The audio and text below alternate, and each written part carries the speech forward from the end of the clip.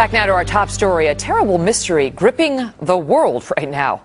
Birds, fish, and all kinds of creatures just dropping dead in huge numbers for what seems like no reason. Just in the last 2 weeks, the theories and speculation running rampant, including possible fireworks-related deaths to questions about whether this is all a sign of the apocalypse. How exactly is the science world explaining this, though? Michio is professor of physics at City University in New York and author of the soon-to-be-released Physics of the Future. All right, Michio, so I just want our viewers to know that you graduated #1 in your physics class at Harvard, which, you know, I mean, I got an A in torts at Albany Law School, but you seem to know what you're talking about. And how do you, big-brained man, explain, let me just give the viewers a feeling, 8,000 dead turtle doves in Italy, hundreds of birds dead in Rockwell, Texas, 500 red-winged blackbirds in Louisiana, 100 birds in Sweden, 3,000 dead red-winged blackbirds in Arkansas, several hundred dead in Kentucky. On the fish, several hundred snapperfish in New Zealand, thousands of dead fish in Florida, 40,000 devil crabs in the UK, 80,000 drumfish in Arkansas, 2 million spotted croakers in Maryland in the last 2 weeks. All the evidence points to a mass suicide of thousands of red-winged blackbirds that followed the leader bird that got disoriented.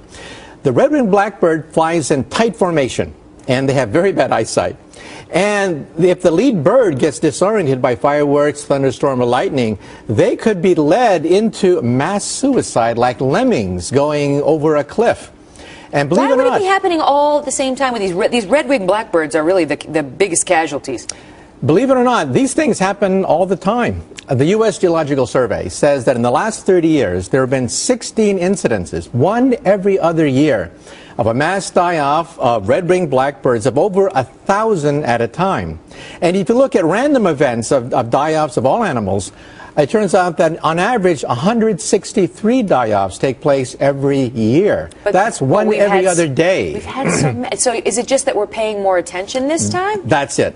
It turns out that these die-offs are just below the radar. They happen all the time. In fact, in 1996, there were almost 250,000 ducks that died in Canada. A catastrophic number of ducks that died in Canada.